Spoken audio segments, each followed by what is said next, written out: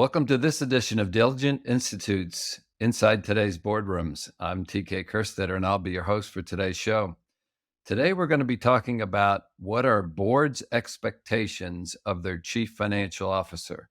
And joining me to have this discussion is Mary Winston, who's a board member with TD Bank, with Chipotle Mexican Grill, Acuity Brands, and recently Northrop Grumman. Welcome, Mary, to the show. Thank you. I'm happy to be here. I'm happy to have you because you have sat on certainly all sides of the table. I mean, you've sat on the CFO side for many corporations, and you've also sat on the board side for many corporations. So that gives you a great sort of insight into this issue of the relationship between the board and the CFO. So let's start with that simple question. So, what should the expectations be of the board of the CFO? Well, I think it starts with expecting integrity. I think the first thing out of the gate is to establish a trusting relationship. And I think any board wants to feel that they're working with a CFO that has integrity, that is transparent with information. I think transparency is key.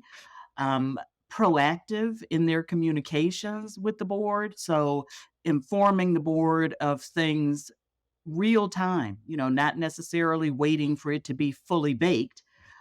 Establishes a trusting relationship where you feel that you're getting all the information. And I think that's high on most boards' expectation list. I think establishing a relationship with each and every director and understanding their unique perspective and what they're looking for in terms of information, although the primary relationship is generally with the audit committee chair and the risk committee chair, and sometimes that's all one committee. I think the having information at the right level for board consumption so that the board can do its job and not be marred in the details of trying to manage the company, but understand the big picture of the financial performance as well as where the company is going. So I think those are some of the key critical things that the board generally expects from the CFO. Yeah, that trust is certainly a huge issue. And if a board gets surprised by something where the CFO either hasn't told them or didn't give them the correct information, that just goes a long way in having to sort of reaffirm that trust with. And next thing you know, they're bringing in outside experts to confirm things or something. And as soon as you lose that trust issue, it's a pretty big deal. I'm sure you feel the same way about that.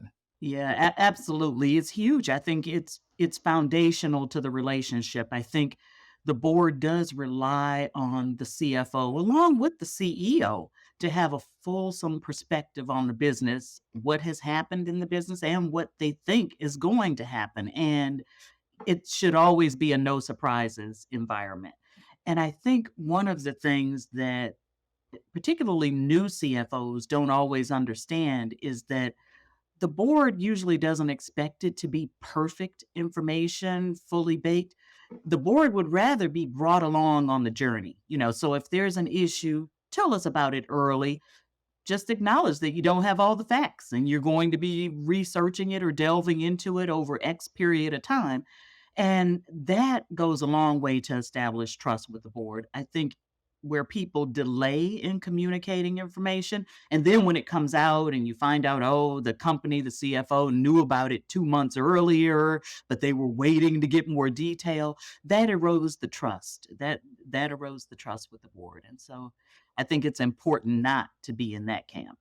So I'm curious, as a former CFO, when you did your due diligence on a board, obviously you talked to the CEO. Would you also take time to talk to the CFO, knowing that you were going to be on the audit committee and probably have interaction with them? Yeah, if I was going to be on the audit committee, I would talk to the CFO as well, and sometimes the partner for the external accounting firm, and just those key constituents of the audit committee. So let's use your knowledge and let's flip the script here a little bit and say, coming in as this CFO, what was your expectations in the relationship from the board? As a CFO, my expectation would be that board members are transparent with me about what they would like and what their expectations are so that I can meet those needs. Um, Also, being supportive and providing guidance when I seek it, but also not overreaching and not attempting to manage the finance function or run the company, which is management's role. So, always staying in that true board seat and being a true board member and not part of management. And so that would be one of my expectations as well. And then I'd say to be a sounding board, as a CFO, you like to be able to feel that you have a trusting relationship with your board members, and depending on their backgrounds and their expertise, having somebody as a sounding board for issues that may come up in your company is important.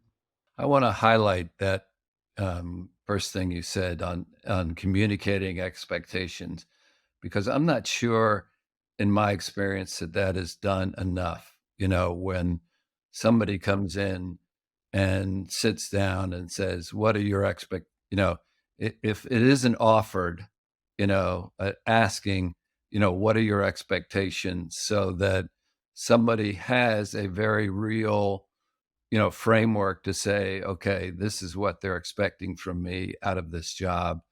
And I know, again, as a veteran, that's probably something that you would ask early on, but I'm not sure that it's asked enough or it's offered enough, where people outline, this is my expectations from you going forward. Yeah, I think that's right. And I think part of why that is just due to an oversight. I mean, I think people come to those, board meetings, audit committee meetings, whatever, those interactions, assuming that the other party knows what they want. And the reality is, as a person who's served on many different boards and served in several CFO roles, every company and every dynamic and relationship between a board and the senior management is different. And so people on both sides of that communication come to it with, yep, this is how it was done at my company, or this is how it's done at my other board. So this is what I expect. And that may be completely different from what that CFO is coming to the table expecting based on their frame of reference. So explicitly having the dialogue is more important than people think. I think people come to it thinking, well, it's obvious what I would want as a board member, but I don't think it always is. So I think it's important to have the conversation.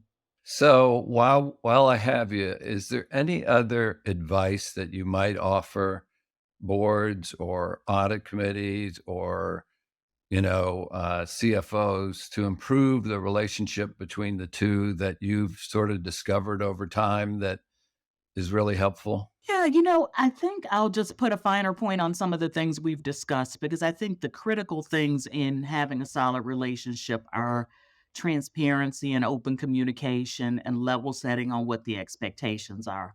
And then beyond that, on each side of the table actually living up to those things. So if the CFO knows that the board expects transparency, early and immediate communication, then living up to that and will further deepen the trust that needs to exist between the two. Well, listen, Mary, I can't thank you enough for sort of tapping all your years of experience as both a CFO and a board member, and taking the time to sort of educate our audience on, how to improve that relationship, which we both know is really very important. So thank you for taking the time to do that. Very happy to do it. Thank you for talking to me today. Yeah. And that will conclude this edition of Diligent Institute's Inside Today's Boardroom. So we hope you enjoyed the show. We'll be back again next week when we take another look at a critical topic that'll help you be a better board member or committee member. So we'll see you then.